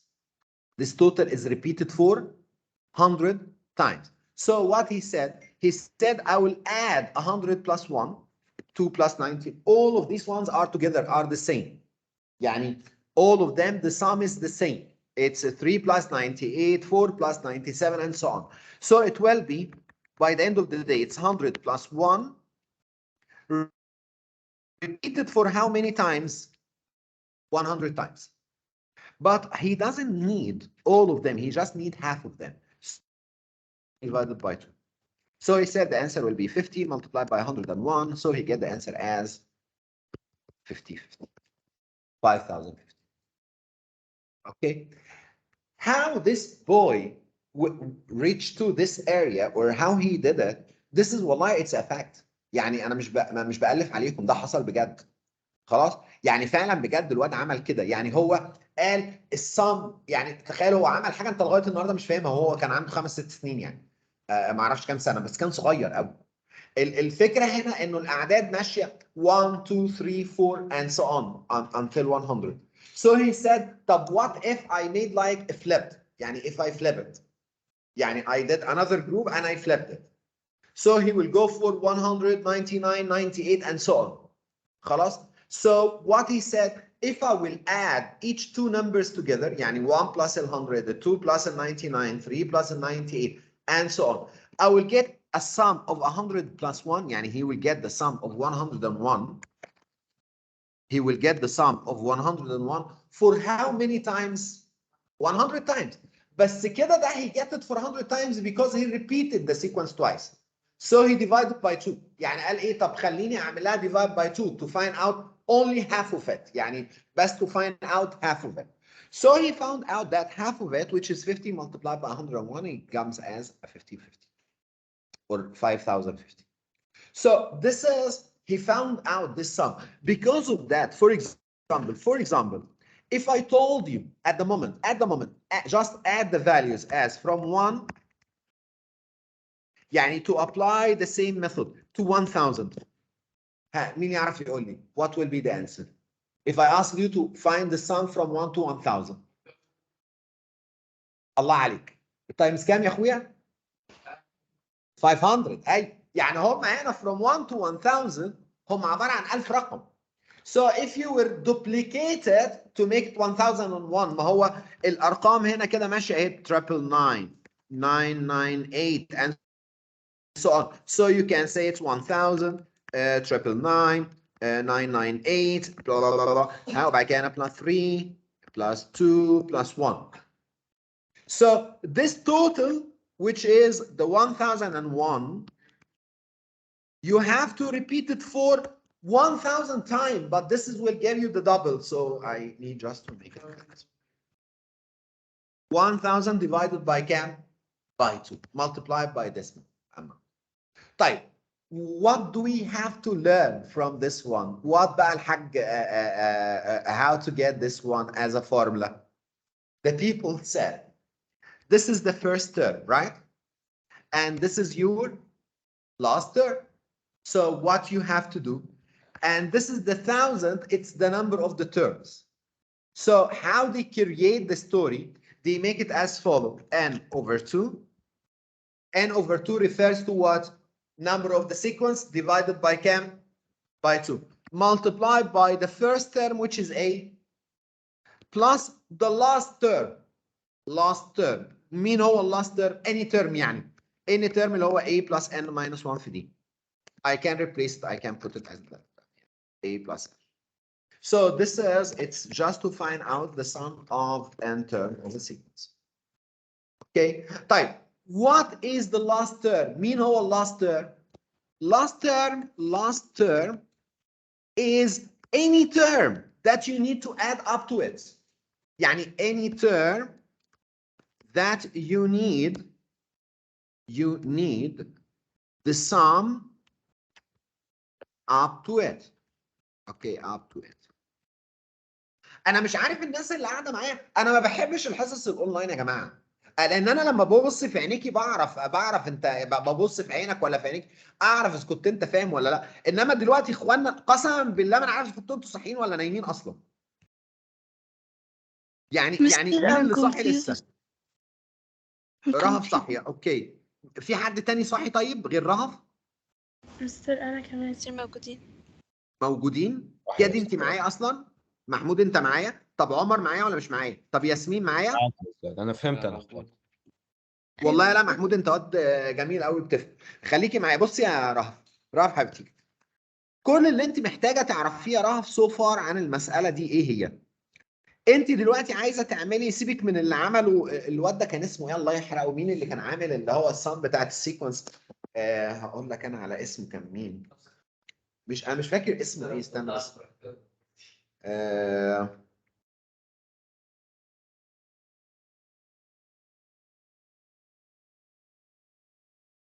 مين اللي عملها؟ مين اللي بس اسم،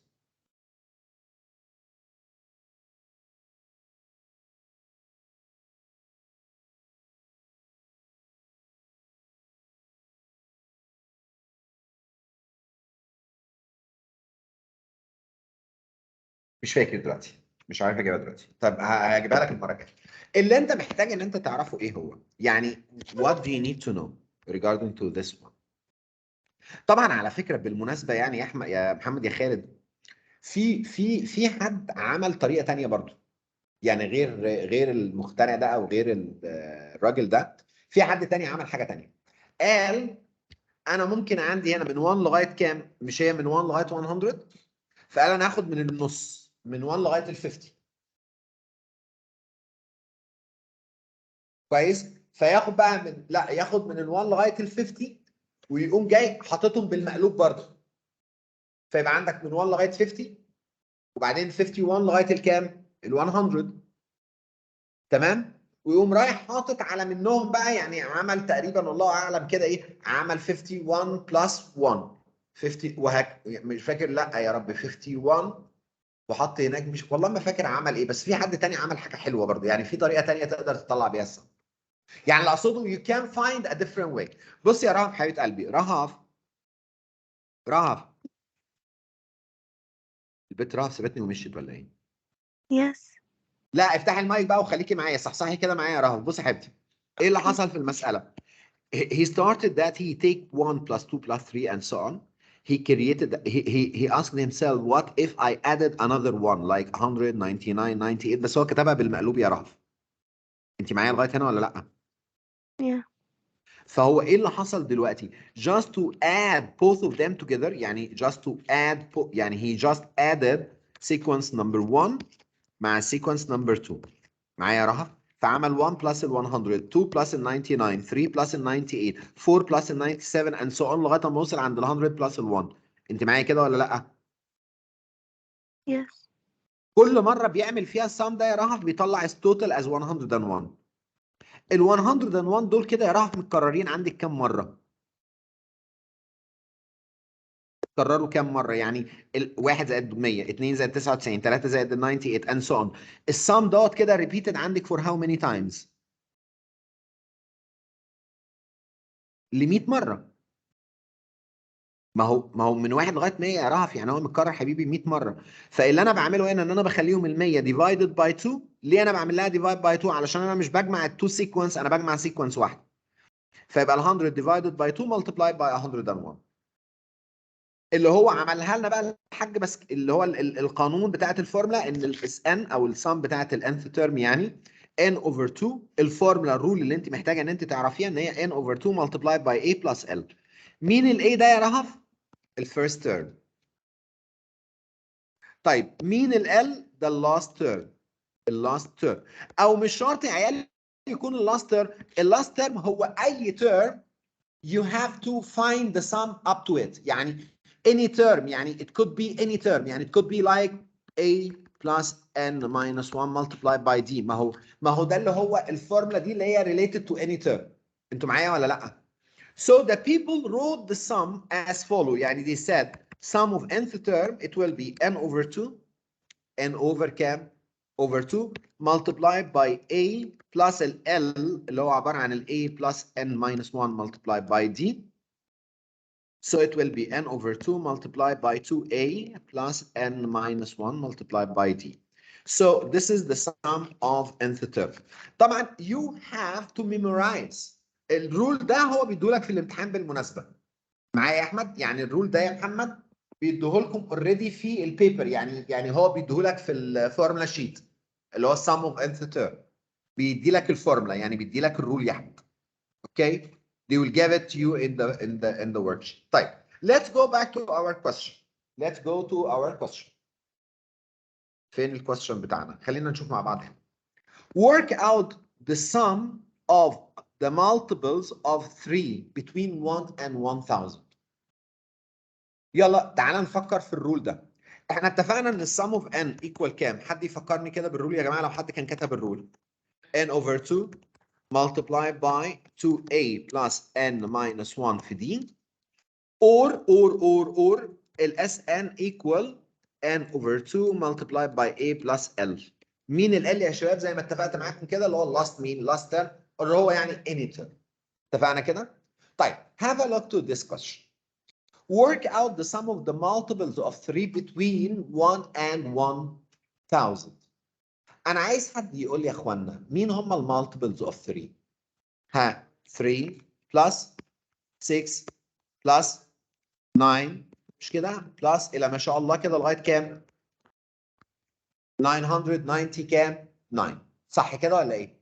طيب مستر حد نعم هو الفورمولاز الاتنين دول بيدوك نفس الإجابة ولا؟ طبعا سيم فورمولا. ما هما الاثنين حاجه واحده. ما هو انا لسه دلوقتي حالا يا رحمه قايل لك ان اللاست تيرم هو اني تيرم، يعني هو اني تيرم. يعني افرض انا مش عايز اجمع المالتيبلز اوف 3 لغايه ال 1000، لا ده انا عايز اجمعهم لغايه ال 500. اتفقنا؟ معايا يا رحمه؟ يعني هو الاوردر بتاعت اي واحد هو اي تيرم موجود عندي اتس نوت ا ماتر. طيب انا عندي هنا 3 بلس 6 بلس 9 لغايه التريبل 9. اوكي؟ اللي هم دول المالتيبلز اوف n. في سؤال مهم دلوقتي. How many terms that you expect these are how many terms؟ ما هو to find the sum خد بالك ان السم هنا related على مين؟ What you need to find out the sum. What are the requirements? What do we need to find out the sum? I need to find A. I need to find D. خلاص؟ مش كده؟ ما انا محتاج اطلع ال A ومحتاج اطلع ال D وقبل منهم انا محتاج اطلع ال N. I need to find N. N A و D or N و A و L. عارفين ال L اللي هو اللاست تيرم. معايا ولا لا؟ هقول لك ازاي المجموع. يهبل يا عبيط يهبل. انت بتجمع الاعداد دي كلها تطلعها 300 يا مفتري. النمبر اوف ذا تيرم از 300. 300 numbers inside the 1000. انا مش متاكد، انا كايهاب مش متاكد، انا عايز اتاكد. خلاص؟ طب علشان اتاكد to be sure about how many terms, what you need to know, you need to find the order of this term. لو انا عرفت الاوردر بتاعت الترم ده يعني ترتيبه الكام. طيب remember with me how can you find the order of the term? You should have the nth term. صح ولا ايه؟ طيب are you able to find for me the nth term? Can you find the nth term?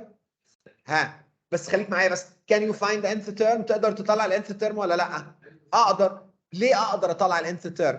I have A is equal to 3 وال D is equal كمان لكام؟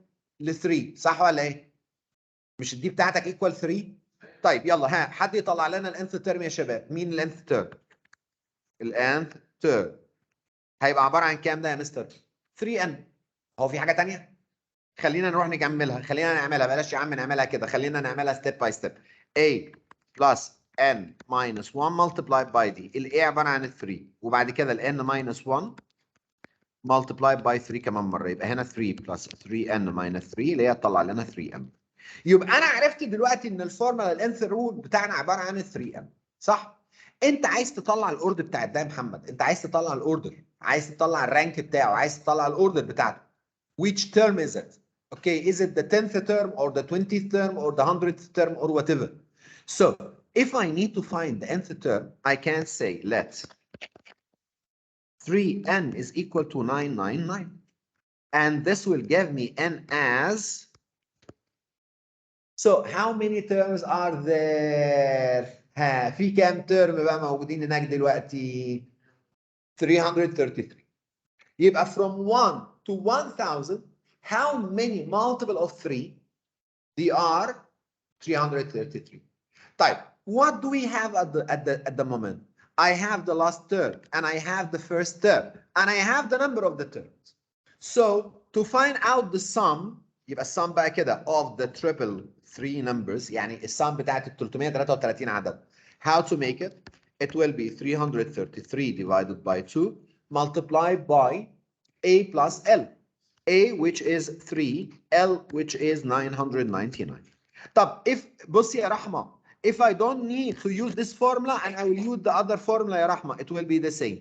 حد يطلع لنا بس الانسر يا شباب كده. What will be the answer?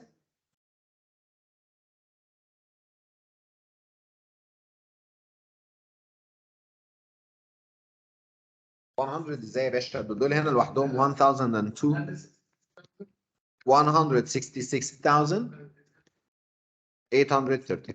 شكرا. طبعا you can, if you applied in any of these formulas you will get the same answer. مستر قول يا توتي. طب why didn't you use 1000? Like لأنه why? هو بيكلمني على المالتيبل اوف 3 between ال 1 وال 1000 يا رهف، فعشان كده حبيبي انا كتبتهم بالمنظر ده. Okay. شايفاهم يعني 3 كده، فعرفت ان الفيرست تيرم بالنسبه لي هو 3، اللاست تيرم بالنسبه لي هو 999، وبدات ان انا اشتغل عليه. طيب يلا let's go for another question. دي صعبه شويه. question 6 ده صعب شويه. ناخد حاجه اسهل. ايه؟ لا، ما احنا هنحل، بس خلي المره دي تكون اسئله سهله، والمره اللي جايه ما احنا عندنا يوم الاربعاء. في يوم الاربعاء هنحل اسئله صعبه شويه على الموضوع ده. اوكي؟ يعني نوعيه الاسئله يا شباب هي نوعين من الاسئله، في نوع لطيف خالص وسهل جدا. اوكي؟ في انواع لطيفه وسهله وظريفه يعني، وفي انواع بيبقى فيها شويه ايه، طبعا هنا هو نقل على طول على ميكس ذا فورمز. اوكي، اللي حصل هنا ان هو الاسئله اللي موجوده هنا عند ابو الفتوح قليله خالص في السيكونس، فانا مش هديلكم من ابو الفتوح، يعني انا هجيب لكم ورك شيتس ثانيه تشتغلوا انتوا عليها از هوم ورك. اتفقنا؟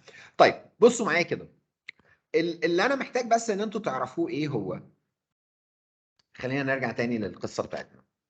اوكي، احنا لغايه دلوقتي سو فار كده اتكلمت معاكم، احنا النهارده ده انتروداكشن للسيكونس عشان بس الناس ما تتخضش. اوكي، ده انتروداكشن على السيكونس. السيكونس بالنسبه لك انت فهمت انواع مختلفه للسيكونس. there is a different type of the sequence. there is what we call it linear or يعني اللي هي بيسموها linear sequence او اللي هو النورمال sequence، او الارثماتيك بيسموها الارثماتيك sequence. في كمان الكوادراتيك سيكونس، يعني اللي هي السيكونس اللي بتبقى من السكند ديجري. في كيوبيك سيكونس، في اكسبوننشال، في انواع مختلفه كتيره جدا من انواع مين السيكونس. there is يعني many types of the sequence. This is number one. Number two, اللي انت عرفته انك if you can create the nth term and you can judge if the number belongs to the nth term or not. Number three, you are able to find out the nth term of the sequence. يعني you can find out the nth term of the sequence. خلاص؟ And as well, there is a rule for the sum of the terms. يعني let me say I need you to have, يعني هنا example number 2 مثلا اهو على example 1. Have a look at this question. If I put for you, this is the following. If I said 7, 10, 13, and so on. Find, and I asked you to find the sum of the first 50 terms of this sequence. اوكي، يلا لو هو بيكلمك هنا كده ان انت عايزك تطلع له find the sum of the first 50 terms. واخدين بالكم؟ He needs the sum of the first 50 terms. Who can tell me about the rule? Again, to find the sum, what do you need? Huh? What do you need to find the sum? The key of the word is n. N is equal to what? And then A. and then D. Either D or L. يعني ما هو ممكن يعني you need to find the sum of the sequence. So what do you need to be aware of? You need to know how many terms they are. What is the first term? What is the last term? Or what is the value of D? So if you don't have the last term, you will find the last term. You will find the term number 50. So I have here N is equal to 50. A is equal to 7. D, which is the different, which is equal to 3. طيب to find بقى the sum of the first 50 term, يعني أنا عايز أطلع هنا السم بتاعت ال 50 term. I will take 50 divided by 2. Multiply by 2a, يعني اللي هو 2. I will just put the formula in front of my eyes. Okay, here I'm just writing n over 2 multiplied by n into 2a. 2a يعني 2 multiplied by 7 plus n minus 1 يعني 50 minus 1 multiplied by d يعني multiplied by 3. So it will be 25 multiplied by هنا 14 plus مش عارف الانسر اللي بعدها كام. حد يطلع لي الانسر اللي جوه هنا. 154. اعملها بقى multiply مع ال 25 يا محمد. أو ده 14 وده هنا 154. في حاجة غلط هنا صح؟ 164 يمكن. 49. يا ولا اعمل لي اللي جوه بس يا ولا.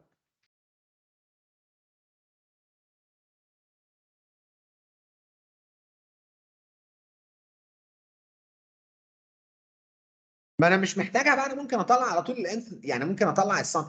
اللي انت بتعمله مش غلط، انت طلعت الانث ترم عشان تطلع الترم رقم 50. وبعدين هيبقى انت معاك الفيرست ومعاك اللاست، فتقوم تعمل ابلاينج في الفورمولا دي اللي هي الفورمولا الاولانيه. فين الفورمولا الاولانيه؟ اهي اللي هي دي. يعني انا عندي هنا تو فورمولاز اهي. التو فورمولا بتاعتك ادي واحده وادي الثانيه اهي. خلينا اكتبها جنبها انه الاس ان ايكوال ان اوفر 2 ملتبلاي باي اي بلس ال. انت عملت الميشن بتاعتك تو فاين اوت ال صح؟ يعني انت رحت عشان تطلع ال. ده كويس. ولو انت ما كنتش عملت كده، يعني if you did not make it by this way, this formula اللي هي المين فورمولا او اللي هي اللونج فورمولا دي it will find for you the last term اصلا يا محمد. يعني it will give you directly the last term. So if I will apply it, just I need you to calculate this operation for me. 14 plus 49 multiplied by 3. دي كام بس؟ انا عايزك حد يطلع لي بس الانسر اللي جوه هنا بيساوي كام؟ 161. So 25 multiplied by 161 will be 25 multiplied by 100 كام؟ 4025. طيب I found already. If you did it in your own way, you will find out the last term. طلعت last term كام يا محمد؟ 154. هتعمل بقى 7. ما هو انت كده عندك الفيرست وعندك اللاست صح؟ طيب if I have the first and I have the last and I have n is equal اهو so sn اللي هو s 50 n over 2 multiplied by اللي هو ال 154 plus 7 اللي هو a plus l. لو انت عملتها كده يا محمد هتطلع معاك نفس الفكره 25 مع ال 161 اللي هي في النهايه برضه هتطلع لنا كام؟ 4025. You can do it in both of the ways. طيب listen, in general الدرس ده مهم جدا جدا جدا جدا. مش عشانه هو يعني it is not because it's a sequence. Sequence is nothing. The sequence itself, it's nothing at all. At all. Sequence, nothing at all. It's only two words that you need to know about it. How to find the nth term? اهو مين هو النth term؟ النth term. مين هي النth term بالنسبة لنا؟ We agreed of a and n plus n minus 1. n minus 1 multiplied by d. ده النth term. طب السم of nth term مين السم of nth term؟ n over 2 multiplied by a plus l. اللي مش حاببها كده يعملها كده n over 2 multiplied by 2a plus n minus 1 times d. This is the sequence. هنا ده السيكونس خلاص مفيش حاجة تانية. sequence هما الكلمتين دول. طيب what's the problem with the sequence? Okay. The type of the question, most of the question will be solving two simultaneous equations. يعني most of the question it will be doing two simultaneous equations. طيب what do you have to do? In this week from here to Wednesday, Again, Wednesday it will be very important in this case because I need to complete the sequence. خلاص؟ So either بقى to attend it online or to check the record. ما هو يعني النهارده انا هعمل الريكورد وهحطه لكم، ويوم الاربعاء كمان I will put the record for the Wednesday class and I will put it. For these two records they should be together. لازم تشوف الاثنين دول مع بعض. اتفقنا؟ The question that you will face it in the homework, it will be difficult. يعني you will say, how can I do it? It will be a kind of a challenge. Any question you will make it right, I will give you 1 ريال for each question. أي سؤال هتعمله صح. لا لو قشطة، ما انا هديك 10 أسئلة بس هم مش أسئلة كتير. خلاص؟ But each question with 1 ريال. اتفقنا؟ So let's see who can get money for this homework. طيب انا هقفل دلوقتي هقفل السيشن ده. يا حلا